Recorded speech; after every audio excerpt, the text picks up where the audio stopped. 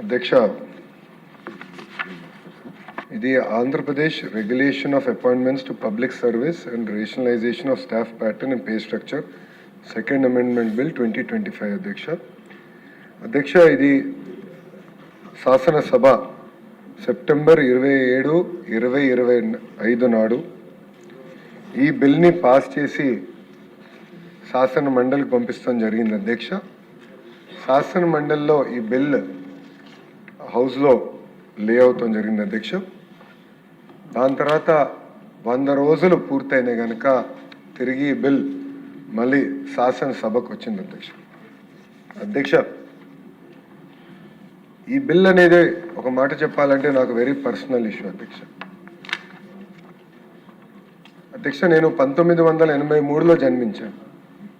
అంటే అన్న ఎన్టీఆర్ ముఖ్యమంత్రి అయిన తర్వాత నేను జన్మిస్తాను జరిగింది. అప్పటి నుంచి నేను రాజకీయాల్ని క్లోజ్గా ఫాలో అయిన వ్యక్తిని. అధ్యక్ష, గతంలో ఫ్యాక్షన్ రాజకీయాలకి ఆంధ్ర రాష్ట్రం అనేది ఒక అడ్రస్గా ఉండేది. అధ్యక్ష, అలాంటిది 1995లో గౌరవ ముఖ్యమంత్రి శ్రీ నారా చంద్రబాబు నాయుడు గారు అధికారంలోకి వచ్చినప్పుడు ఏ పార్టీని చూడకుండా ఫ్యాక్షన్ రాజకీయాలకి ఫుల్ స్టాప్ పెట్టాలన్న లక్ష్యంతో ఆనాడు ఆయన ఒక యుద్ధం ప్రకటించారు. అధ్యక్ష, ఒక పక్కన ఫ్యాక్షనిజం, ఇంకో పక్కన నక్సలిజం పైన కూడా ఆయన పోరాడారు.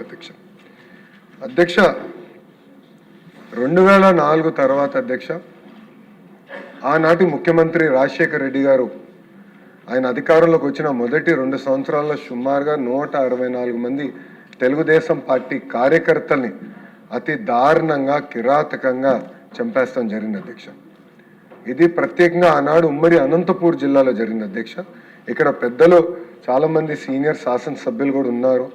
ఆనాడు బృందం వేసి వీళ్ళు వెళ్ళి అక్కడ ఒక కుటుంబాన్ని పరామర్శించడానికి వెళ్తే అధ్యక్ష, ఆ క్షణంలోనే మళ్ళీ ఇంకో ఫోన్ వచ్చి ఇంకో కుటుంబంలో కూడా హత్య జరిగింది, ఆ కుటుంబాన్ని కూడా మీరు కలవాల్సి వస్తుంది, వెళ్ళండి కలవండి అని చెప్పారు. అధ్యక్ష, అలా ఎన్నో హత్యలు జరిగినాయి. ఆనాడు చంద్రబాబు నాయుడు గారు ఫ్యాక్షన్ కుటుంబంలో అంటే ఒక హత్య జరిగింది ఫ్యాక్షన్ వల్ల, ఆ పిల్లలు తిరిగి ఫ్యాక్షన్లోకి వెళ్ళకూడని హైదరాబాద్లో ఎన్టీఆర్ మోడల్ స్కూల్ అనేది ఏర్పాటు చేశారు. అధ్యక్ష, ఆ పిల్లల్ని సొంత పిల్లల్ని చదివించే విధంగా, అంటే నాకు కూడా అంత సమయం ఆయన ఎప్పుడు కేటాయించలేదు, కానీ ఫ్యాక్షన్ దాడిలో చనిపోయిన ఎవరైతే ఉన్నారో వాళ్ళ పిల్లల్ని చదివించడానికి గౌరవ ముఖ్యమంత్రి గారు పర్సనల్ తీసుకుని ఆల్మోస్ట్ నెలకు ఒకసారి వెళ్ళి ఆ పిల్లలతో మాట్లాడి కౌన్సిలింగ్ చేసి మీరు ఫ్యాక్షన్లోకి వెళ్ళొద్దు అని చెప్తాం జరిగింది. అధ్యక్ష, భారతదేశ చరిత్రలో ఏ రాజకీయ పార్టీ ఇది చేయలేదు. అధ్యక్ష, కేవలం ఒక తెలుగుదేశం పార్టీ ఒక బాధ్యతగా అది ముందలు తీసుకెళ్ళింది. అధ్యక్ష, సో ఏ పార్టీ అయినా అవ్వచ్చు, ఏ పార్టీకి సంబంధించిన వాళ్ళు అవ్వచ్చు, కానీ ఫ్యాక్షన్ రాజకీయాలకి ఫుల్ స్టాప్ పెట్టాలి. అధ్యక్ష, ఫ్యాక్షన్ అంటే రాజకీయ హత్యలు. అధ్యక్ష, రాజకీయ హత్యలు ఎందుకు చేస్తారంటే ఆ ఒక కుటుంబాన్ని పెద్ద దిక్కు లేకుండా చేయాలి, ఆర్థికంగా కుటుంబాన్ని బలహీనంగా చేయాలి, అప్పుడు మొత్తం కుటుంబం రోడ్డు పైకి వస్తుంది అన్న ఆలోచనతో చేస్తారు. అధ్యక్ష, 2019, 24 మధ్యలో కూడా ఇలాంటి దాడులు జరిగినాయి. అధ్యక్ష, ప్రత్యేకంగా ఒక విషయం, ఒక కేసు గౌరవ సభకి దృష్టికి తీసుకొస్తుంది. అధ్యక్ష, ఈ వ్యక్తి బడుగు బలహీన వర్గాలకి చెందిన వ్యక్తి, ఒక బీసీ నాయకుడు, నిరంతరం గ్రామంలో ఉన్న సమస్యల గురించి పోరాడిన వ్యక్తి, అతను నమ్ముకున్న సిద్ధాంతం కోసం నిలబడిన వ్యక్తి, అహర్నిశలు ప్రజలకు అందుబాటులో ఉన్న వ్యక్తి, అధికారంలో ఏ పార్టీ ఉన్నా వాళ్ళ సమస్యలు పరిష్కరించడానికి పోరాడిన వ్యక్తి, ఆ వ్యక్తి పేరే తోట చంద్రయ్య. 2000 అధ్యక్ష, మీరు చూస్తే 2022లో జనవరి 12న అతన్ని పైన దాడి చేసి నడి వీధిలో అతన్ని పడుకోబెట్టి ఏకంగా మెడపై కత్తి పెట్టి వాళ్ళ నాయకుడు అంటే ఆనాటి పాలకులు 2019 నుంచి 24లో ఎవరైతే అధికారులు ఉన్నారో వాళ్ళ నాయకుడు ఒక్కసారి జై చెప్పు నేను వదిలేస్తానని చెప్తే లేదు నేను చెప్పాను నేను చనిపోయినా పర్వాలేదు, ఆ పసుపు జెండా నా పైన పెట్టండి అని చెప్పిన వ్యక్తి తోట చంద్ర అధ్యక్ష. ఆనాడు జై చంద్రబాబు నాయుడు, జై తెలుగుదేశం అన్నందుకు అతి కిరాతకంగా చంపేశారు అధ్యక్ష. అధ్యక్ష విజువల్స్ ఆంధ్ర రాష్ట్రంలో కాదు, భారతదేశంలో ప్రతి భారతీయుడు కూడా చూశారు అధ్యక్ష. ఆ వీడియో రికార్డు కూడా ఉంది అధ్యక్ష. వాళ్ళ అబ్బాయికి ప్రభుత్వ ఉద్యోగం కల్పించాలని మేము చర్చించాం, పార్టీ పరంగా చర్చించాం. కూటమి ఎన్డీఏలో ఉన్న జనసేన పార్టీ, భారతీయ జనతా పార్టీతో కూడా చర్చించాం.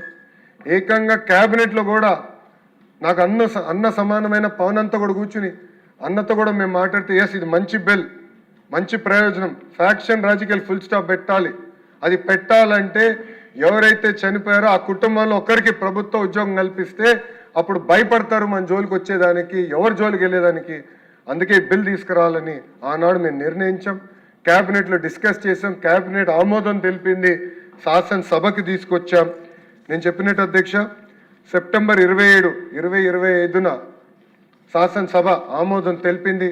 అటు కౌన్సిల్కి పంపిస్తే కావాలని బడుగు బలహీన వర్గాలకి చెందిన ఒక వ్యక్తికి ఉద్యోగం ఇచ్చే లక్ష్యంతో ప్రభుత్వం ఉంది. ఇది ఆపాలన్న లక్ష్యంతోనే ఆనాడు అక్కడ కౌన్సిల్లో ముందరికెళ్లకుండా మేము ఒకటే చెప్పాం, బిల్ని రిజెక్ట్ చేస్తారా చేయండి, మేము ఇక్కడ పాస్ చేసుకుంటాం, ఆ హక్కు మాకు ఉంది హౌస్కి అని చెప్పాం. కానీ పాస్ చేయకుండా పెట్టారు అధ్యక్ష. కానీ ఒకటే అధ్యక్ష, ఎవరు ఆపలేరు. ఇది ఒక పవిత్రమైన బాధ్యత. ఈ బిల్ తీసుకుంటే ముందరికెళ్ళేదానికి ప్రభుత్వం సిద్ధంగా ఉంది.